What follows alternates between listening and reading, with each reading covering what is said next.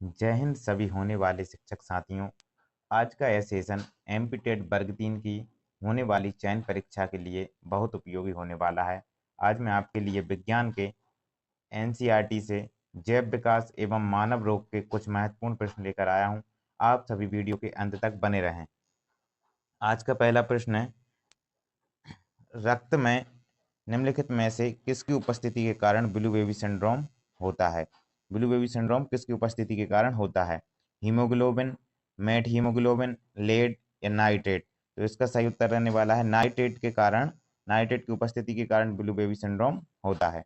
अगला प्रश्न देखेंगे, उससे पहले ब्लू बेबी सिंड्रोम एक ऐसी स्थिति होती है जिसमें शिशु की त्वचा का रंग नीला पड़ जाता है, खासकर होंठ, कान और नाखूनों के आसपास। यह स्थिति तब होती है जब रक्त में ऑक्सीजन का स्तर कम हो जाता है, जिससे त्वचा का रंग नीला हो जाता है। अगला प्रश्न देखेंगे, निम्नलिखित में से कौन सा रोग मच्छर वाहित निम्नलिखित में से कौन सा रोग मच्छर वाहित नहीं है? तो डेंगू, ज्वर, फाइलेरियासिस, निद्रा रोग, मलेरिया? तो इसका सही उत्तर रहने वाला अपना निद्रा रोग। निद्रा रोग एक ऐसा रोग है जो कि मच्छर वाहित नहीं, यह है मक्खी वाहित होता है, ये मक्खी के द्वारा फैलता है। अगला प्रश्न देखेंगे, राइबोफ्लोविन राइबोफ्लोविन की कमी से निम्नलिखित में से कौन सा रोग होता है? Pellagra, scurvy, beri, cheilosis? Cheilosis. तो इसका सही उत्तर रहने वाला है चेइलेसिस। चेइलेसिस जो है वो राइबोफ्लोविन की कमी से होने वाला रोग है। चेइलेसिस चेइलेसिस या चेलाइटिस एक ऐसी स्थिति है जिसमें होंठों में सूजन, सूखापन, दरारें और परत परत पड़ने लगती है। यह अक्सर होंठों के कोनों को प्रभावित करता है, जिसमें एंगुलर चेलाइटिस भी कहा जाता है। तो ये होता है चेलिसिस नामक रोग। अगला प्रश्न देखेंगे, एड्स निम्नलिखित एड्स निम्न कारणों में से किसके द्वारा होता है? एड्स ये दिए गए कारणों में से किसके द्वारा होता है? पानी के द्वारा, जीवाणु के द्वारा, विषाणु के द्वारा या फफूंद के द्वारा? तो इसका सही उत्तर होने वाला है विषाणु के द्वारा। एड्स जो है विषाणु के द्वारा फैलता है। अगला प्रश्न देखेंगे, पांचवा प्रश्न, जीन के भीतर अनुक्रम आधार में परिवर्तन कहलाता है। जीन के भीतर होने वाला अनुक्रम आधार में जो परिवर्तन है वो क्या कहलाता है? उत्परिवर्तन, प्रतिरूपण, संयोजन या प्रजनन? तो इसका सही उत्तर रहने वाला है आपका उत्परिवर्तन।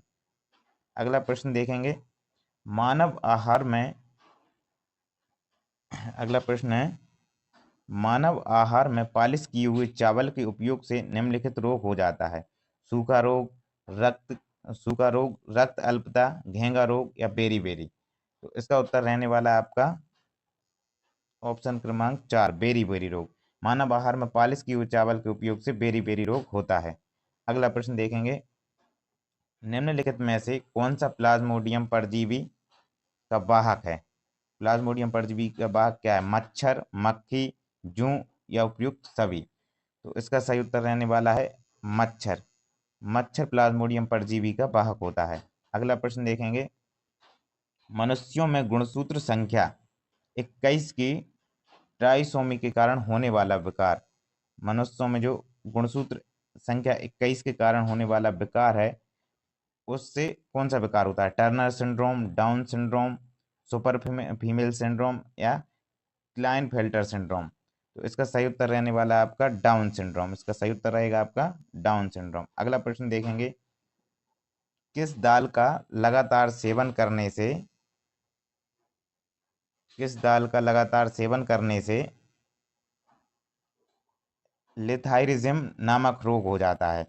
तो वह कौन सी दाल है जिसके बार बार खाने से या लगातार सेवन करने से लेथायरिज्म नामक रोग हो जाता है? तो पहला ऑप्शन है खेसारी दाल, चना दाल, मूंग दाल, उपयुक्त में से कोई नहीं। तो इसका सही उत्तर रहने वाला है खेसारी दाल। आगे खेसारी दाल आप देख भी सकते हैं, ये आपकी खेसारी दाल है। कुछ लोग इसको पहचानते भी होंगे और कुछ लोग देख के याद रख सकते हैं अपना। अगला प्रश्न देखेंगे अपन, 10वां प्रश्न। 10वां प्रश्न है आपके सामने, किस तत्व की कमी से घेंगा रोग होता है? किस तत्व की कमी से घेंगा रोग होता है? Nitrogen, calcium, iodine, phosphorus? तो इसका उत्तर तो लगभग सभी लोग जानते हैं, फिर भी इसका उत्तर है आयोडीन। आयोडीन की कमी से घेंगा रोग होता है।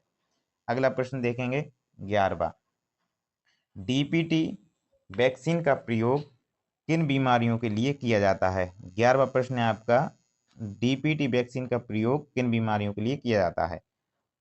डिप्थीरिया, काली खांसी, टेटनस, पोलियो, डिप्थीरिया तपेदिक, टेटनस तपेदिक पोलियो, तपेदिक टाइफाइड पोलियो। तो इसका उत्तर है डिप्थीरिया, काली खांसी।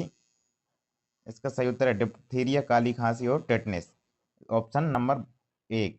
अगला प्रश्न देखेंगे, ब्लू बेबी नामक प्रदूषणकारित बीमारी पीने वाले जल में निम्न में से किसके अधिक विद्यमान होने के कारण होती है?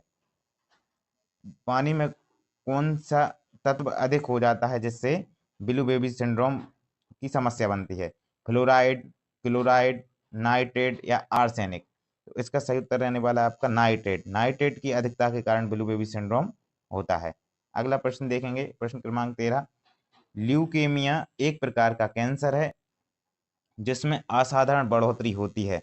जिसमें किस चीज की असाधारण बढ़ोतरी होती है देखते हैं अपन।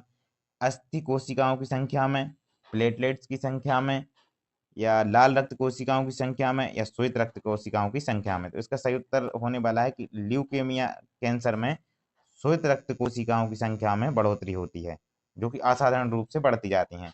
अगला प्रश्न देखेंगे, प्रश्न क्रमांक 14, हीमोफीलिया एक आनुवांशिक विकार है जो उत्पन्न करता है। हीमोफीलिया एक आनुवांशिक विकार है जो किस प्रकार क्या उत्पन्न करेगा? हीमोग्लोबिन स्तर में कमी उत्पन्न करेगा, रूमेटी हृदय रोग उत्पन्न करेगा, डब्ल्यूबीसी में कमी उत्पन्न करेगा, या रक्त का स्कंदन ना होना, या फिर रक्त का जमाव को रोकेगा? तो इसका सही उत्तर रहने वाला है रक्त का स्कंदन ना होना। अगला प्रश्न देखेंगे, प्रश्न क्रमांक 15, निम्नलिखित में से कौन सा आनुवांशिक रोग नहीं है? निम्नलिखित में से कौन सा रोग आनुवांशिक रोग नहीं है? रतौंधी, रंजकहीनता, रंजकहीनता, हीमोफीलिया, वर्णांधता? तो इसका सही उत्तर रहने वाला रतौंधी। रतौंधी जो है आनुवांशिक रोग नहीं है। बाकी आप देखेंगे तो ये सब रंजकहीनता हुए, हीमोफीलिया, वर्णांधता, ये सब अपने आनुवांशिक रोग हैं। रतौंधी विटामिन ए की कमी से होती है, ना कि अपना आनुवांशिक रोग है। अगला प्रश्न देखेंगे, प्रश्न क्रमांक 16। प्रश्न क्रमांक 16 है, रक्त का थक्का बनने के लिए निम्नलिखित में से किस विटामिन की भूमिका होती है? रक्त का थक्का जमाने के लिए कौन से विटामिन की आवश्यकता होती है? तो आप देखेंगे vitamin A, vitamin D, vitamin E, vitamin के। इसका सही उत्तर रहने वाला है विटामिन के। रक्त का थक्का जमाने के लिए विटामिन के की आवश्यकता होती है। अगला प्रश्न देखेंगे आप, खसरा बीमारी होती है, खसरा बीमारी होती है वायरस से, कवक से, जीवाणु से, या माइक्रो प्लाज्मा से? तो खसरा बीमारी होती है अपनी वायरस से होती है। खसरा बीमारी वायरस से फैलती है और वायरस से इफेक्ट करती है। अगला प्रश्न देखेंगे, निम्नलिखित में से कौन सा रोग कवक जनित है? अब जो कवक से फैलने वाला रोग या कवक से उत्पन्न होता है, खसरा, वर्णांधता, एड्स, गंजापन? तो यहाँ पर वर्णांधता आनुवांशिक रोग है और एड्स वायरस से फैलता है। तो इसका सही उत्तर रहने वाला है कवक से फैलने वाला रोग है गंजापन। कवक से फैलने वाला रोग है गंजापन। अगला प्रश्न देखेंगे, प्रश्न क्रमांक 19, विकासवाद का सिद्धांत किसने प्रतिपादित किया था? कुछ सिद्धांत भी जरूरी हैं, कुछ सिद्धांतों से भी कई प्रकार से सीधा प्रश्न पूछ लिया जाता है। तो कुछ सिद्धांत भी मैं आपके लिए लेकर आया हूँ। तो इसमें से विकासवाद का सिद्धांत स्पेंसर ने, डार्विन ने, बालेस ने, या हैक्सल ने, हेक्सले ने? तो इसका सही उत्तर रहने वाला है आपका डार्विन ने। इसका सही उत्तर रहेगा आपका डार्विन ने। विकासवाद का सिद्धांत डार्विन ने प्रतिपादित किया था। प्रश्न क्रमांक 20 देखेंगे आप, विकास का मुख्य कारक है, विकास का मुख्य कारक है तो उत्परिवर्तन, हासिल किए हुए गुण, लैंगिक जनक, या प्राकृतिक वातावरण? तो विकास का मुख्य कारक है प्राकृतिक वातावरण। प्राकृतिक वातावरण विकास में प्रमुख कारक बनता है। अगला प्रश्न देखेंगे, जीवों में आनुवांशिक लक्षण संतान में ले जाए जाते हैं। जीवों में जो आनुवांशिक लक्षण है वो संतान में किस प्रकार राइबोसोम के द्वारा ले जाए जाते हैं, क्रोमोसोम के द्वारा ले जाए जाते हैं, प्लाज्मा के द्वारा ले जाए जाते हैं, या लाइसोसोम के द्वारा? तो यहाँ पर सही उत्तर रहने वाला है क्रोमोसोम द्वारा ले जाए जाते हैं। अगला प्रश्न देखेंगे, निम्नलिखित में से आनुवांशिकता के जनक हैं। आनुवांशिकता के जनक निम्नलिखित में से आनुवांशिकता के जनक हैं जॉनसन, जीजे मेंडल, एफ.वी. मॉरिसन या मॉर्गन। तो इसका सही उत्तर होने वाला है जीजे मेंडल।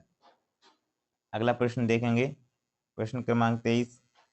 मेंडल का आनुवांशिकता का सिद्धांत किस पर आधारित है? कायिक जनन, अलैंगिक जनन, लैंगिक जनन या उपयुक्त सभी। तो इसका उत्तर होने वाला है आपका लैंगिक जनन। मेंडल का आनुवांशिकता का सिद्धांत लैंगिक जनन पर आधारित है। अगला प्रश्न देखेंगे, टाइफाइड और कॉलरा विशिष्ट उदाहरण हैं। टाइफाइड और कॉलरा विशिष्ट उदाहरण हैं। संक्रामक रोगों के, वायुजन्य रोगों के, जलजन्य रोगों के उपयुक्त में से कोई नहीं। तो अपन देखते हैं, इसका उत्तर है जलजन्य रोगों के।